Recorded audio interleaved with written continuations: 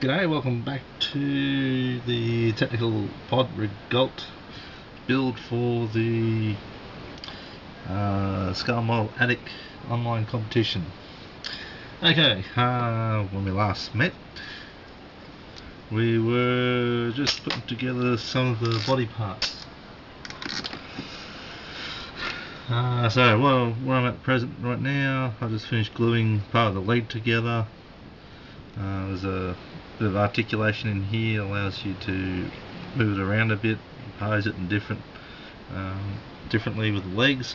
So that's the legs. I've just been trying fitting the main lower leg part together just to see how it goes. We've got, you probably can't see it too well here on the hip joint. There's a lot of putty here. I've managed to sand most of it back. And you can just probably see it here too. There's a little notch in the plastic where I didn't cut it properly. Basically the seams are huge, so it needs a bit of putty work to remove the step in the joins.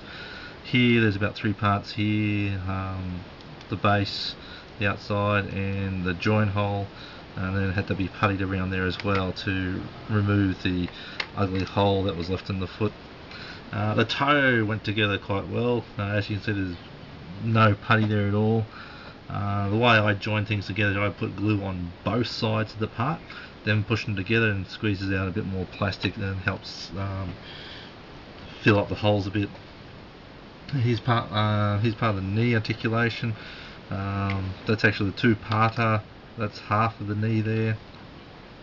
So on the other leg it would be like that on the other leg. So that's where I'm up to at present. The head cannons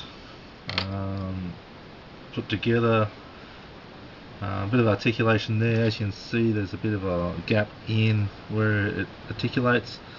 While this is put together, I can pull the cannons out. So I've actually marked where the angles terminate against the plastic on the cannon here, and I'm going to fill in those gaps with a bit of plasticard just to fill it up and stop the ugly hole that you see there. Filed out the cannon a bit. I'm just going to leave that diameter the way it is. That's the other side of it. Here's the thrusters either side of the head. They went together okay, but I've puttied it up just to level it off because there is a bit of a step between the base part and the outer shell, and you probably can't see it too well. There's actually a seam line from the mould process, I'd suspect, running around the edge. It's fairly defined, so I'm just going to have to whack that back with some heavy grit paper. Thruster nozzles are adjustable, and I have just noticed there's 2 pinholes in each one, so I've got to find out what they're there for. Once again, you've got the holes in the plastic from the articulation. I'm just going to put it down to a neutral position where it covers up most of that hole, and then glue them in place.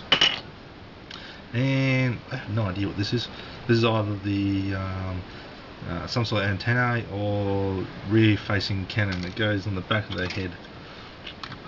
I've been trying fitting this, and there's a bit of a step between the body and that, so I don't know what I'm going to do there.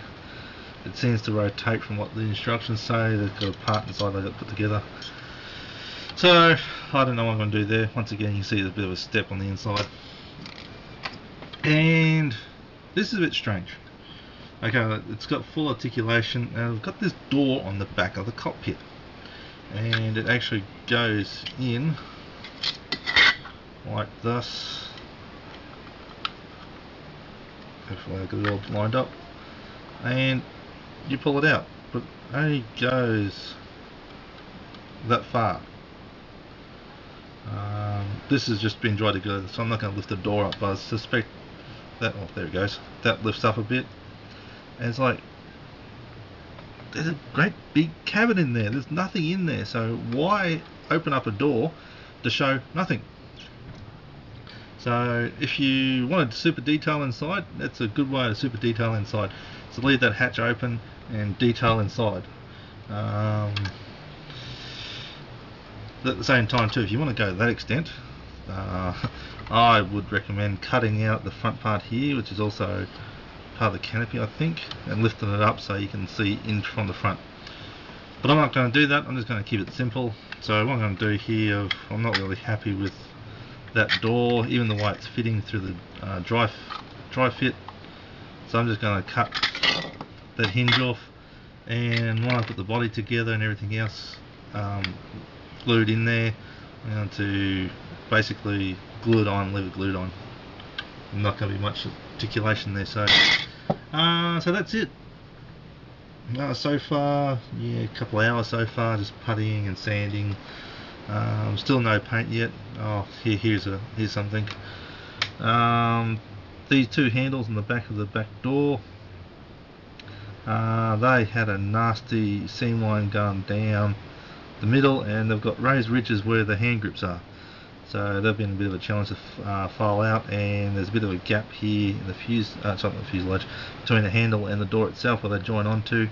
I've sanded off the pins, sanded a bit flat, trying to make it match up a bit, but that's basically a bad job there, so I just puttied it up.